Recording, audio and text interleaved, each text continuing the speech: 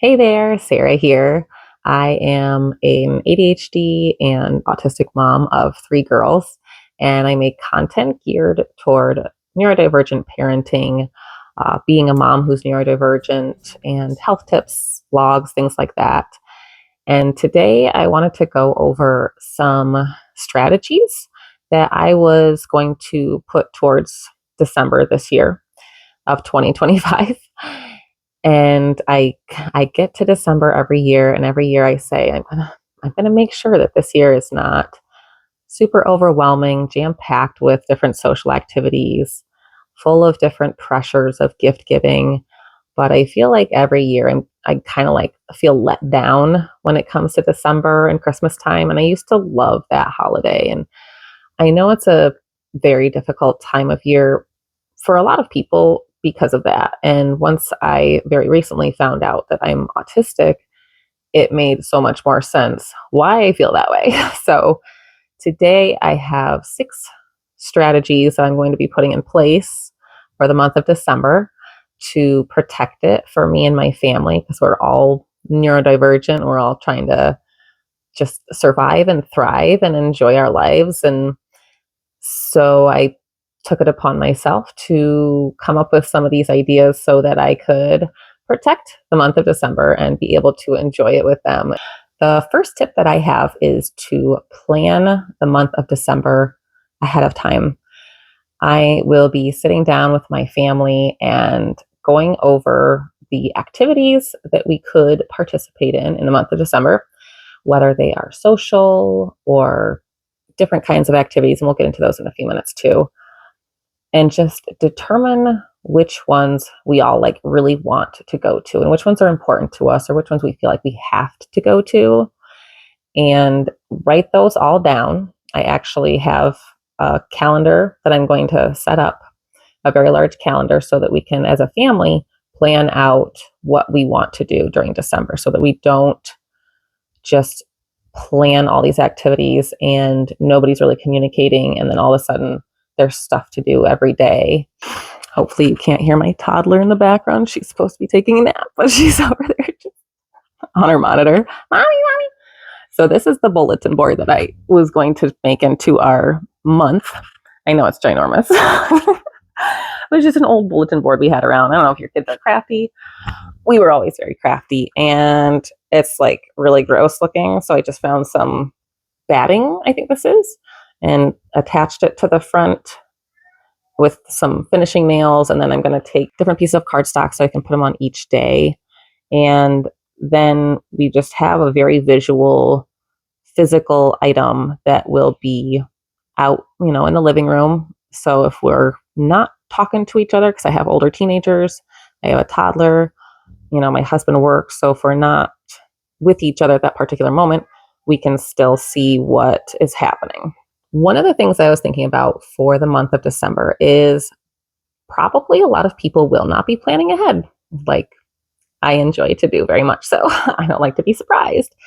And inevitably, there's going to be these surprise social engagements that come up. And I think it's important to talk to your family about that and decide what you want to do when those things arise. For example, maybe the plan could be, we'll see how we're feeling that day, what our energy levels are, what else we have planned for the rest of the week, whether or not we want to attend this social event, or maybe some of the family can go, but not everybody has to go. So I think there's a lot of great options. Tip number 2 is to visit places where you don't have to interact. For instance, Christmas tree lightings, maybe something that's outside so that you're not indoors where it can get really loud or smelly or bright. But finding events that would be fun to go out and do as a family, but not have to like talk to other people, just kind of enjoy that time together as a family, I think would just be like really nice and really beneficial, and just reducing a lot of the expectation and pressure on going to do something like that together. Tip number 3 is to plan fun things to do at home together as a family.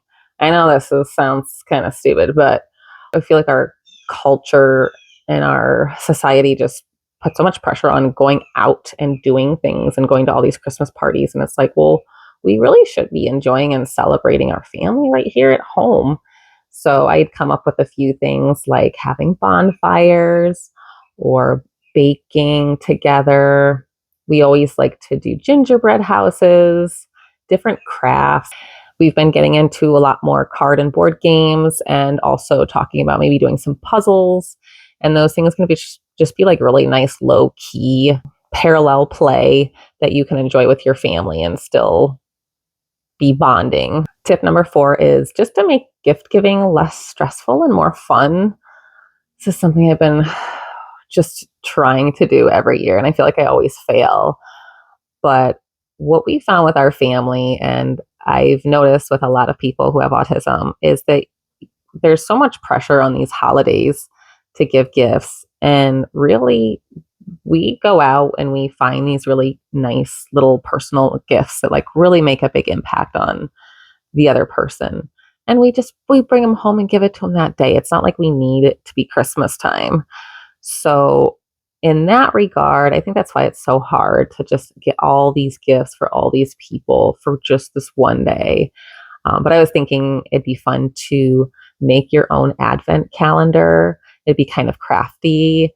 You could all make them together and give them to each other. And you'd have like one gift, one small gift for each day in December. Maybe that's it.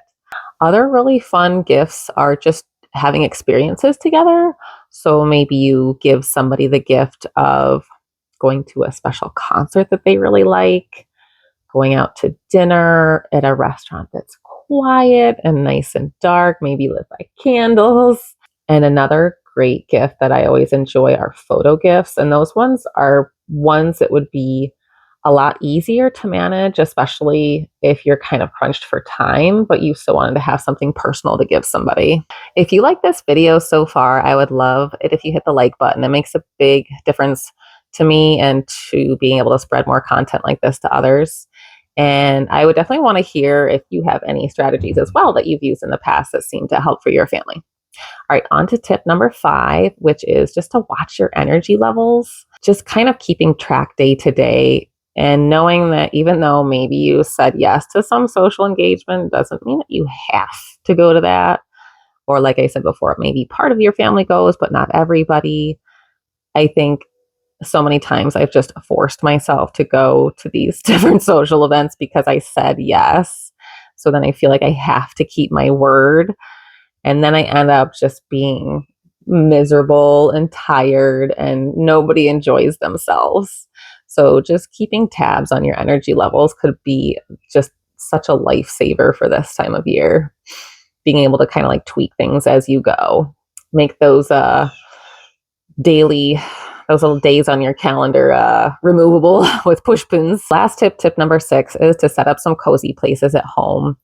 I've been working on this for a while, but I feel like when it's Christmas time and you're just like able to hang lights and stuff, you get out all those twinkle lights, it's a lot easier to set up really soft areas where you can maybe have a little reading nook. Or I was looking into getting a nice big couch that can go out on my patio so that my husband and I can just be in the couch and kind of like snuggle together while we're out on the porch. We can set up a little heater out there if it gets cold. One other one that I had was actually maybe setting something up outside where there's like a big blow up bed and just like hang some twinkle lights up in the trees. So I think all these tips will really remove a lot of stress and hopefully bring a lot more joy into this season. If you got something out of this video and you want to get more content, please subscribe. I come out with new videos every week or two. And yeah, thanks for watching, and I hope you guys have a great December. Bye.